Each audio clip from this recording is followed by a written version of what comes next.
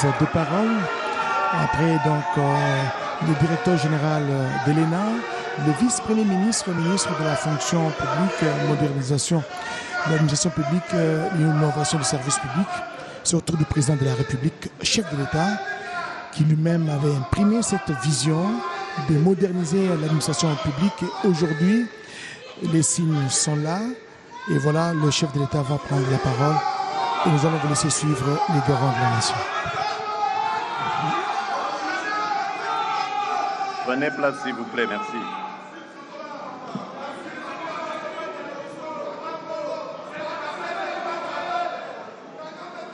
Honorable Président de l'Assemblée nationale, honorable Président du Sénat, Madame la Première ministre, chef du gouvernement, Monsieur le Président de la Cour constitutionnelle et Président du Conseil supérieur de la magistrature, honorables députés et sénateurs, Mesdames et Messieurs les membres du gouvernement, Excellences, Mesdames et Messieurs les ambassadeurs et chefs de mission diplomatiques, Mesdames et Messieurs les secrétaires généraux, inspecteurs généraux et directeurs généraux de l'administration publique, Mesdames et Messieurs les représentants du secteur privé, de la société civile et des partenaires au développement, Monsieur le directeur général de l'École nationale de l'administration, distingués invités, Mesdames et Messieurs,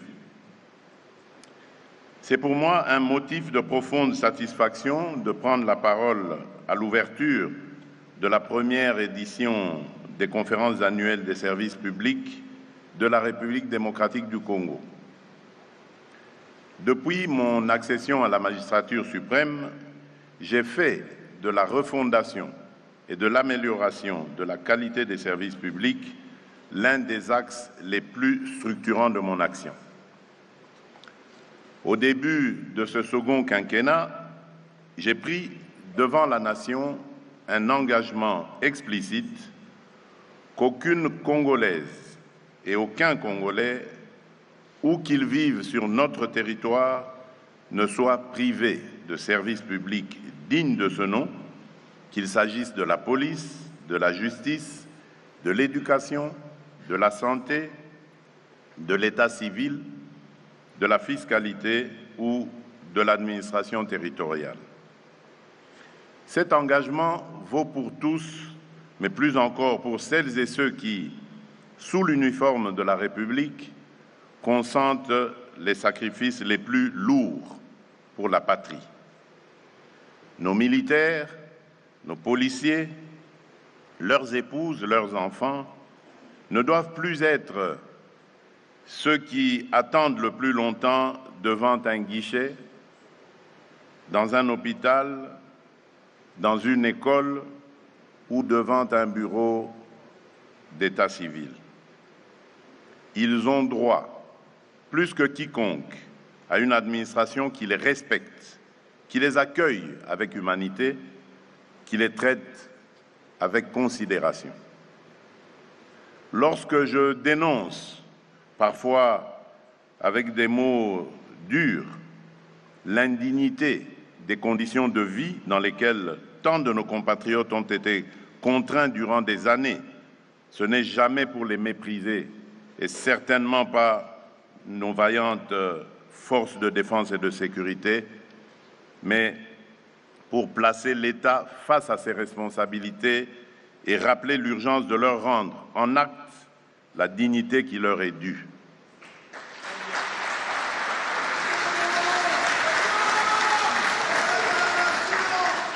La vraie honte n'est pas dans l'injustice subie, elle est dans l'indifférence organisée. C'est ainsi que je ne pouvais plus tolérer que des hommes et des femmes qui servent l'État vivent eux-mêmes dans des conditions indignes de l'État qu'ils défendent. C'est le sens des décisions que nous avons prises pour consolider la gratuité de l'enseignement primaire, lancer progressivement la couverture santé universelle et notamment la gratuité des accouchements et des soins des nouveau-nés, entériner le doublement des rémunérations des militaires et des policiers, assurer le versement régulier des cotisations sociales à la Caisse nationale de sécurité sociale des agents publics de l'État. Et depuis mai 2025, les militaires et les policiers sont intégrés au régime spécial de sécurité sociale de la CNSAP, avec des cotisations partagées à hauteur de 8% pour l'État et 4% pour l'agent, et une protection renforcée couvrant la retraite, les risques professionnels et les prestations familiales. Cette extension sécurise leur avenir social et reconnaît leur service à la nation en leur offrant une protection enfin à la hauteur de leur engagement. Au cœur de cette démarche, il y a une conviction simple. La force d'un État se mesure aussi à la qualité du service qu'il rend concrètement aux plus humbles de ses citoyens. En lançant ces conférences annuelles des services publics, je souhaite que nous regardions ensemble la réalité en face, sans détour. Notre devoir est de reconstruire des services publics proches, efficaces et justes, qui traitent chaque citoyen, du militaire au paysan, de la veuve aux jeunes diplômés, avec la même considération et la même exigence de qualité. C'est à cette condition plutôt que la République sera crédible lorsqu'elle parle de dignité, de patriotisme et de contrat social. C'est ainsi que, loin des polémiques et des manipulations malsaines venant des ennemis de la République, nous démontrerons que notre seule boussole est la dignité des Congolaises et des Congolais, et que la réforme des services publics n'est pas un slogan, mais un devoir de justice sociale déjà à l'œuvre, même si le chemin qui reste à parcourir reste exigeant. Depuis des années, nos compatriotes expriment la même aspiration, être traités avec dignité, accéder à des services fiables, être considérés non comme des mendiants des services, mais comme des ayants droit. Trop souvent, ils ont trouvé en face d'eux des lenteurs administratives souvent injustifiées, des tracasseries voulues et entretenues, des pratiques illégales, parfois un mépris silencieux. Il n'est plus question de nous accommoder de ces dysfonctionnements. C'est pour rompre avec cette logique que j'ai souhaité que le ministère en charge de la fonction publique porte dans sa dénomination, comme dans ses missions, non seulement la gestion administrative des agents de l'État, mais surtout le pilotage de la modernisation de l'administration publique et de l'innovation du service public. Aucune réforme sérieuse ne peut se limiter aux carrières et aux avantages des agents, aussi légitimes soient-ils. La raison d'être du service public, c'est l'usager, le citoyen, l'entrepreneur, le policier, le militaire, l'étudiant, la mère de famille, le paysan, le jeune en quête de repères. C'est à partir de son expérience que nous devons juger collectivement de la réussite ou de l'échec de nos politiques administratives. Les conférences annuelles des services publics que nous ouvrons aujourd'hui constituent à cet égard une innovation majeure. Pour la première fois, en effet, sont réunis dans un même lieu les responsables des services de l'État, les acteurs de la société civile et les représentants du secteur privé pour réfléchir ensemble à l'avenir du service public congolais et à la qualité des prestations que nous offrons à nos populations. Ce mouvement doit se poursuivre, s'amplifier et se structurer.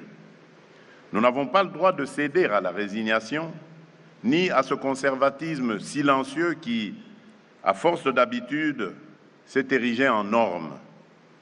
Chaque époque impose à ses serviteurs publics une responsabilité particulière, refuser la fatalité, transformer les contraintes en opportunités et faire de l'action publique, un instrument d'espérance collective. C'est cet objectif qui devrait guider notre action. Réformer les services publics, ce n'est pas changer quelques organigrammes, c'est revoir en profondeur nos standards et nos pratiques. Et je suis conscient que ce n'est pas une tâche facile. Cependant, tous mus par l'objectif d'un nouveau paradigme pour notre pays, devrions y arriver. Au cœur de ce chantier se trouve l'École nationale d'administration. L'ENA n'est pas une simple institution de formation. Elle doit être un laboratoire d'excellence où se conçoivent et s'expérimentent les nouvelles pratiques administratives, un creuset d'éthique où l'on apprend que servir l'État, c'est d'abord servir l'intérêt général et surtout un lieu de renouvellement des élites publiques plutôt, ouvert sur les réalités des provinces, sur les exigences de la transition numérique, sur les standards internationaux de bonne gouvernance.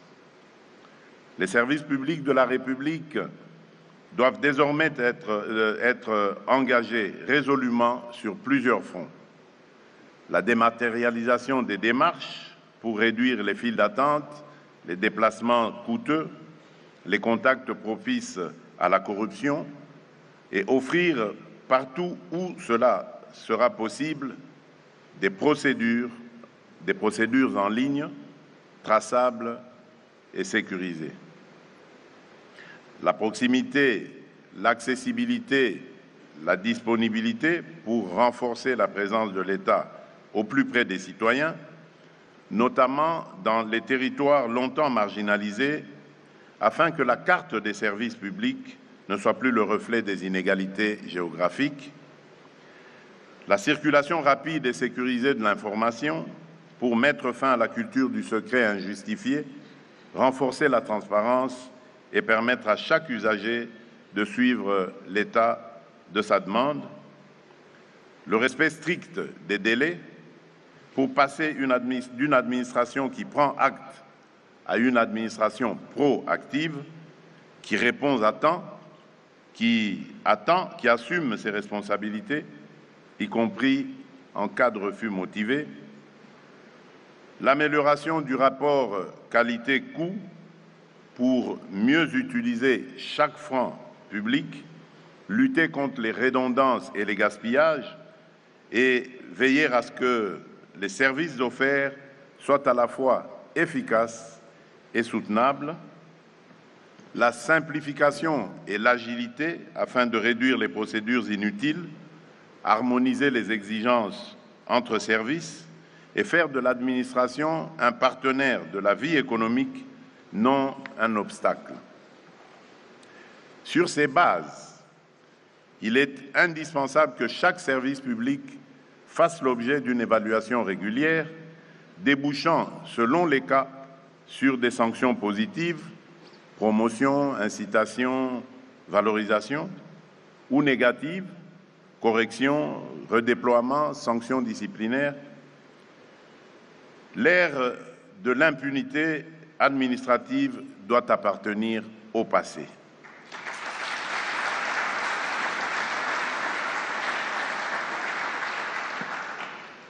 Pour accompagner efficacement cette mutation, j'ai instruit la création d'un fonds dédié à l'innovation et à la modernisation de l'administration publique, destiné à soutenir des incubateurs d'idées innovantes au sein des administrations et financer des projets pilotes de digitalisation et de simplification. Je veillerai personnellement à ce que les réformes engagées autour de l'ENA et au sein de la fonction publique se poursuivent, se consolident et s'inscrivent dans la durée. Il en va de la crédibilité de notre administration, mais aussi de la confiance que nos partenaires placent en nous. Je ne doute pas que vos échanges feront émerger des propositions fortes à même de nourrir cette vision et de dessiner les contours d'une transformation durable, profonde et irréversible de notre service public. Je compte sur chacune et chacun de vous pour faire de ces assises un véritable laboratoire d'idées, alliant rigueur de réflexion, audace de réforme, innovation responsable et sens aigu de l'intérêt général. Je vous invite à aborder ces travaux avec abnégation, pragmatisme et un haut sens du devoir du service public.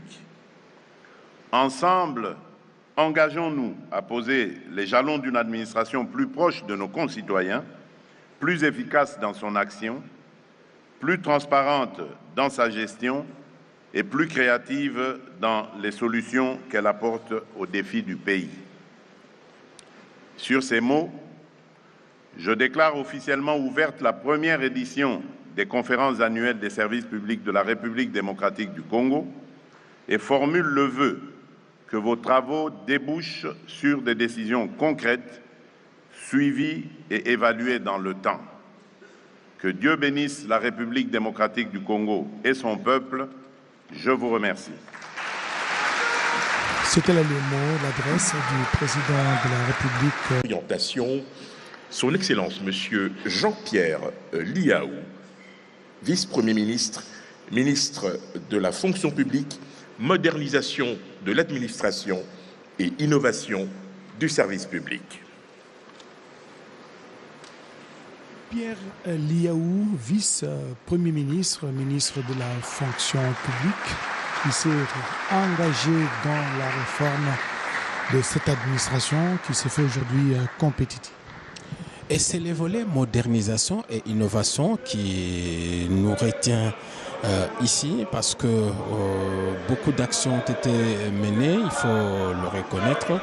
Il a donné vie à ces ministères, il a fait taire... Nous pouvons encourager le VPM, s'il vous plaît. Merci. Il a fait taire toutes les manifestations de protestation. Ces ministères s'appelaient Golgotha. Aujourd'hui, on parle carrément de la fonction publique, un bâtiment qui revit.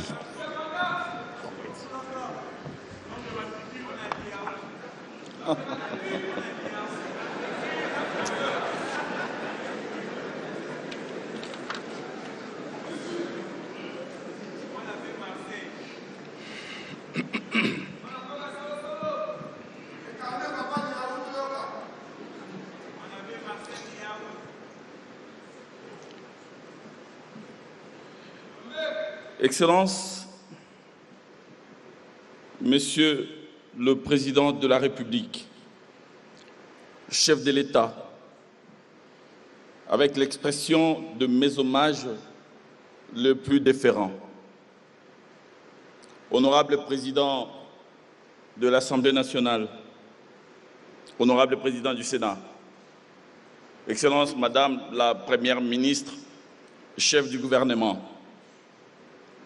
Monsieur le Président de la Cour constitutionnelle et Président du Conseil supérieur de la magistrature,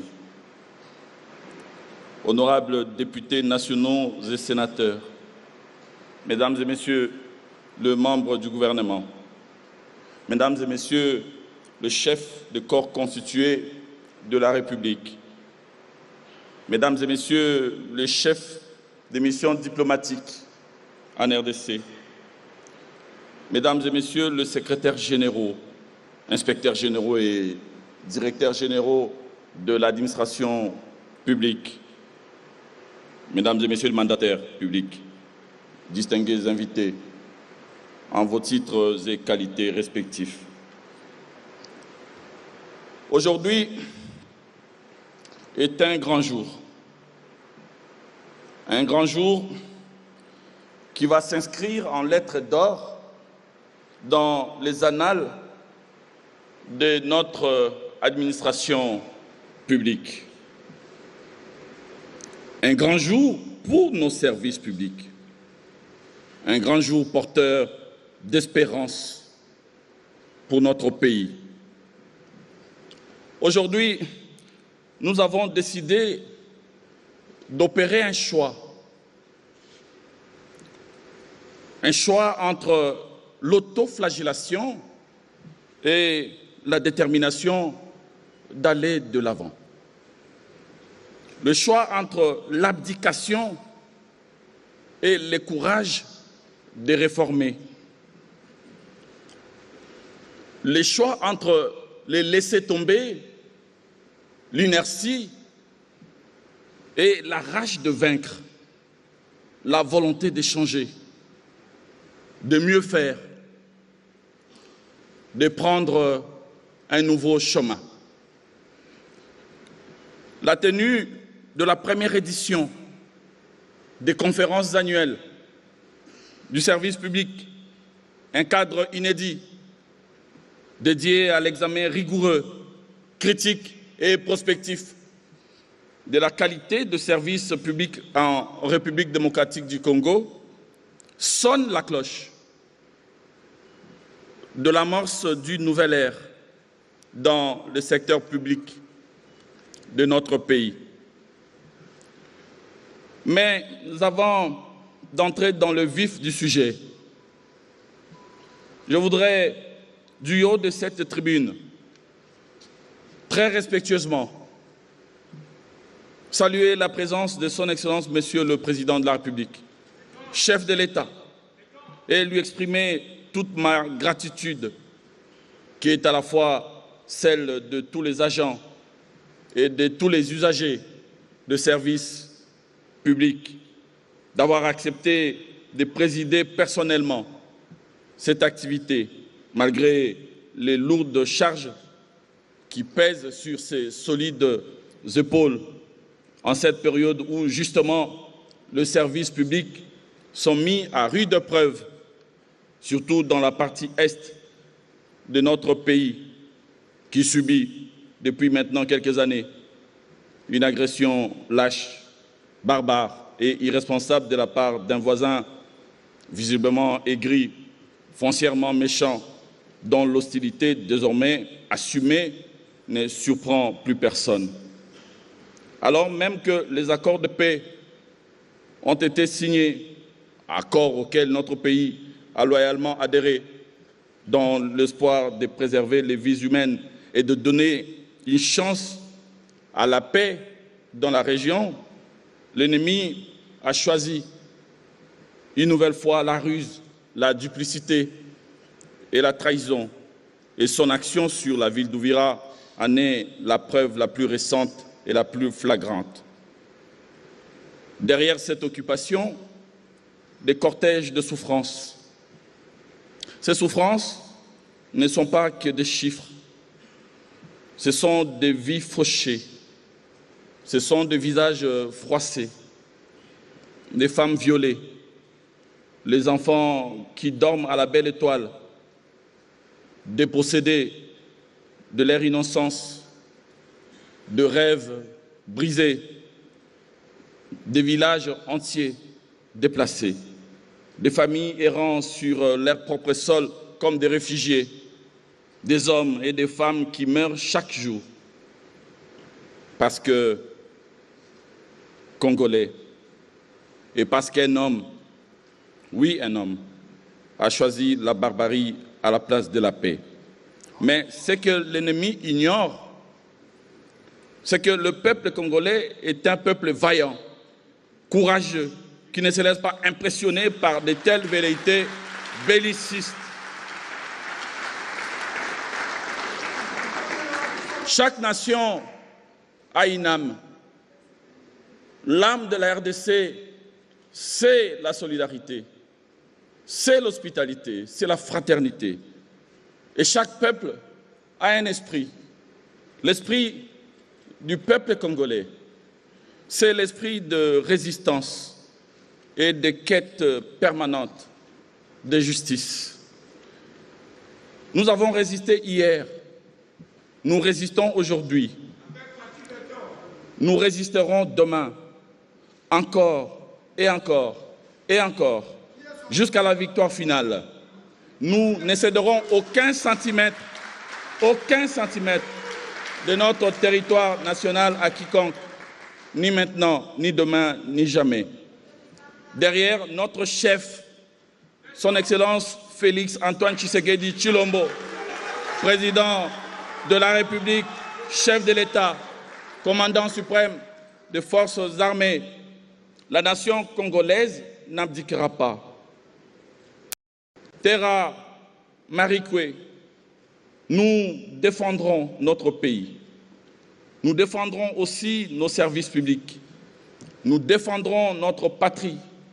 Nous défendrons notre souveraineté jusqu'à ce que l'enfer gèle. Je voudrais clore ce chapitre parenthèse en me tournant vers vous, Excellence, Monsieur le Président de la République, prière de me le pardonner.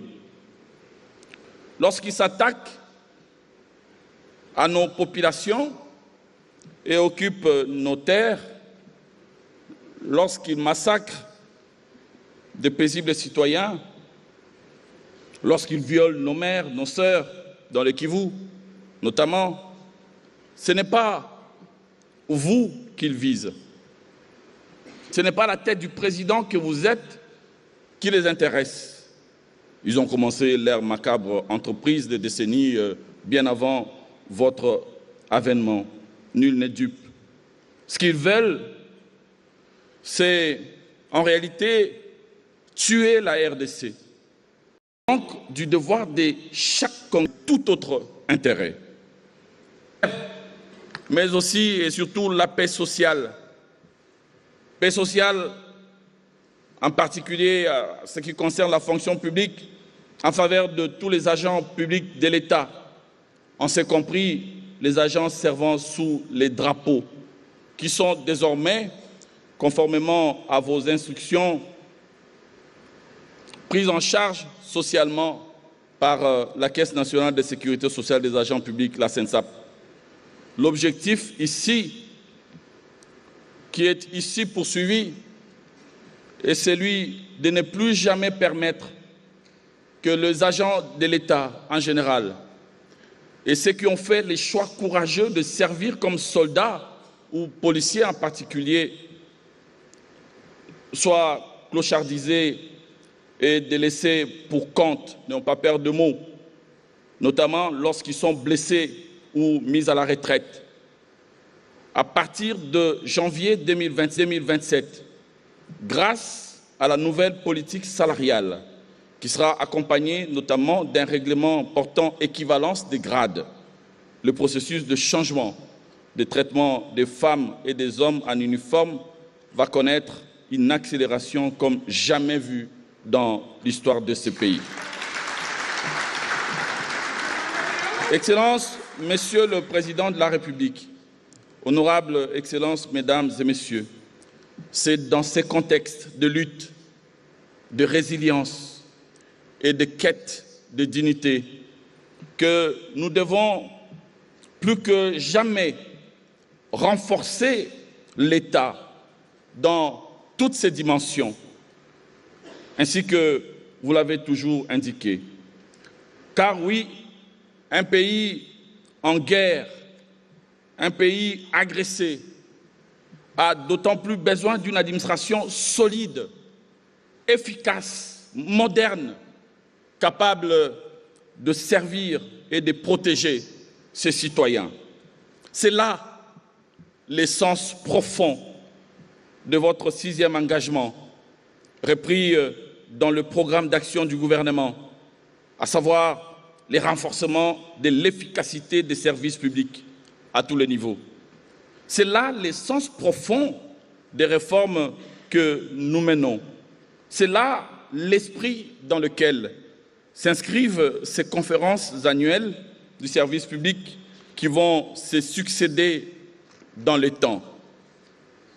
Les progrès réalisés ces dernières années modernisation du cadre juridique, identification biométrique des agents et publication des annuaires nominatifs et numériques des fonctionnaires, relance des départs à la retraite, rajeunissement compétitif et qualitatif, assainissement des effectifs, digitalisation, révalorisation de la carrière du fonctionnaire, politique salariale et amélioration progressive de conditions socio-professionnelles des agents, promotion de l'égalité de genre et de l'inclusion sociale constituent une base solide pour la relance de services publics de qualité en faveur des usagers.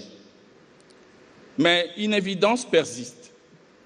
Nos services publics fonctionnent souvent sans beaucoup de considération sur la qualité des prestations servies aux usagers.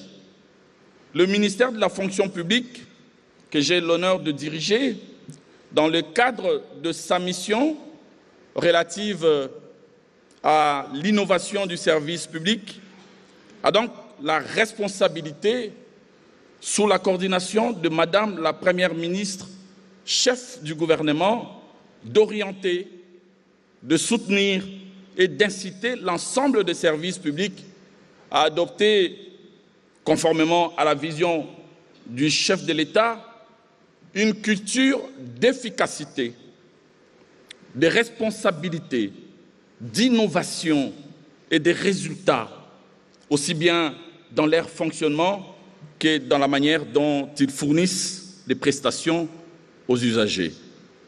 Fort de l'expérience enregistrée dans la certification au management de qualité ISO 9001 des deux institutions sous ma tutelle, en l'occurrence la Caisse nationale de sécurité sociale des agents publics, la CNSAP, et l'École nationale d'administration, l'ENA, nous sommes plus que jamais déterminés à insuffler ce vent de l'excellence et de la qualité dans toutes les structures publiques délivrant les services publics à nos concitoyens. Dans le cadre de cette mission, il s'agira, conformément à la loi, de mettre en place, dès l'année 2026, des outils efficaces pouvant permettre de suivre, d'évaluer et d'inciter tous les organismes, services et établissements publics à s'aligner sur les critères fondamentaux d'évaluation d'un service public dont le respect n'est aucunement optionnel, mais impératif, car conditionnant la légitimité du service rendu et surtout sa qualité perçue par l'usager. Concrètement, il s'agira de voir systématiquement dans quelle mesure nos services publics, qu'ils soient de droit public ou de droit privé, assurent leurs activités dans le respect notamment de principes d'évaluation relatifs à, premièrement, la proximité et de l'accessibilité. Ces critères nous rappellent qu'un service public doit être physiquement ou numériquement à la portée des citoyens. Sans accessibilité, il n'y a point de service. C'est le sens des efforts engagés en faveur de la décentralisation, la digitalisation et même la politique portée par le programme des 145 territoires, chers à votre Excellence. Deuxièmement, la participation et la consultation. Il s'agira ici désormais de voir les efforts d'ouverture, de redevabilité et de transparence des différents services publics vis-à-vis des usagers. Les usagers ne sont pas des simples bénéficiaires. Ils sont partenaires de l'action publique. Leurs avis, leurs plaintes, suggestions doivent orienter l'amélioration continue. Les syndicalistes dans la fonction publique ont toujours bien résumé cette pensée. Ce que vous faites pour nous, sans nous et contre nous. Cette ouverture ne devrait absolument pas être perçue comme de la cogestion, mais plutôt un ingrédient pour l'efficacité de l'action publique, un mécanisme favorisant la redevabilité et les retours d'expérience sur lesquels se construit les renouveaux ou l'innovation continue. Troisièmement, la transparence et l'information. La transparence n'est pas une option administrative, c'est un droit citoyen. Chaque usager doit savoir à quoi s'attendre, quels documents fournir, dans quel délai et à quel coût. Quatrièmement, la célérité et le respect des délais de réponse, car le temps du citoyen a de la valeur. Les retards répétés détruisent la confiance envers l'État. Nous allons devoir instaurer des délais standards obligatoires et un système de contrôle de performance. Cinquièmement, la fiabilité et la confidentialité des informations. Car l'ère du numérique exige une gestion rigoureuse des informations personnelles, ainsi que toutes les données que l'usager met à la disposition de l'administration pour obtenir une prestation. Il faut, sur ces sujets, une déontologie irréprochable. Un service public digne de ce nom doit protéger les données de l'usager et garantir la fiabilité des informations délivrées. Ces critères ne doivent plus rester théoriques. Ils doivent devenir des normes effectives, observables et mesurables dans chaque service public. Et c'est pour cela que sont aujourd'hui lancées les conférences annuelles du service public. À travers ces concepts, l'objectif assumé est celui d'encourager la créativité administrative, promouvoir les solutions digitales, valoriser les innovations portées par les administrations et créer des incubateurs d'idées adaptés à nos réalités. Des prix du service public seront décernés dès 2026 pour récompenser les services publics les plus performants. Un mécanisme continu de suivi de la satisfaction des usagers sera mis en place grâce à des outils numériques, des enquêtes de terrain et des tableaux de bord de performance, et un accès facilité au financement sera aussi mis en place afin d'inciter l'innovation au sein de tous les services publics de l'État. Excellences, Monsieur le Président de la République, les conférences annuelles du service public que vous lancerez aujourd'hui ne sont donc pas un simple événement.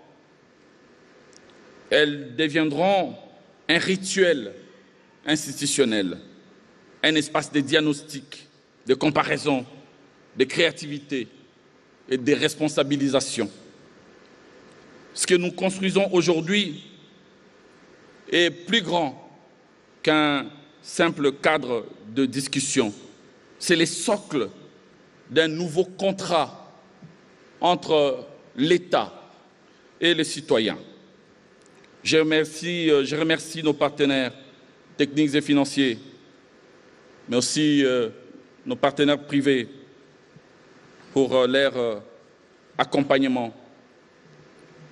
Nous savons que la tâche ne sera pas facile, mais je voudrais bien finir mon propos en citant, comme souvent, cette pensée de Sénèque qui corrobore parfaitement avec la force mentale de votre autorité.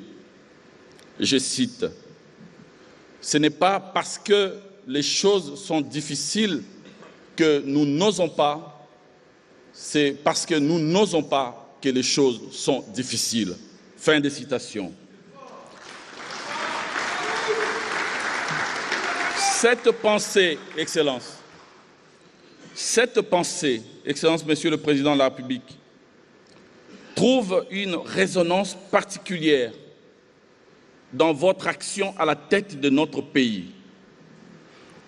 Vous avez osé là où beaucoup avant vous ont reculé. Vous avez tenu là où d'autres ont cédé à la compromission. Vous avez affronté l'adversité, là où certains ont choisi la facilité. Vous avez osé dire non à l'agression et à l'humiliation de notre nation en défendant sans ambiguïté la souveraineté et l'intégrité territoriale de la République, même lorsque le prix à payer est lourd, même lorsque la pression est immense. Vous avez osé affronter l'inertie, les résistances internes, les intérêts établis, parce que vous avez fait les choix courageux de préparer l'avenir plutôt que de gérer l'immobilisme. C'est parce que vous avez osé, Excellence, Monsieur le Président de la République, que le Congo avance. C'est parce que vous osez que l'État se redresse. Et c'est parce que vous osez que l'espoir renaît.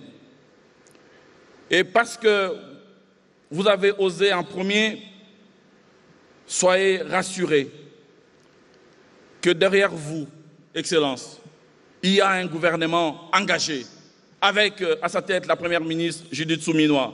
Derrière vous, il y a toutes les institutions de la République. Derrière vous, il y a une administration en mutation.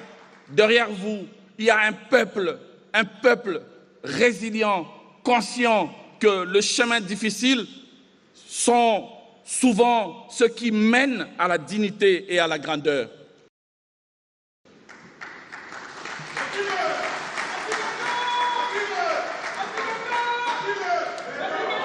Au nom du ministère de la fonction publique, modernisation de l'administration et innovation du service public, je réaffirme notre engagement total à traduire votre vision en actes concrets, mesurables et durables, afin que chaque Congolaise et chaque Congolais puisse ressentir dans son quotidien la présence utile, protectrice et efficace de l'État.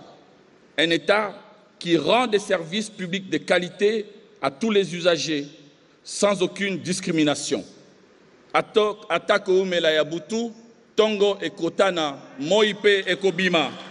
Que vivent les conférences annuelles du service public, que vive l'innovation du service public et que Dieu protège à jamais la République démocratique du Congo, son peuple et son président. J'ai dit et je vous remercie. La République démocratique du Congo, son peuple et son président. J'ai aimé l'adage dont le vice-premier ministre et le ministre de la fonction publique a fait mention tout à l'heure en prenant cette maxime de Sénèque.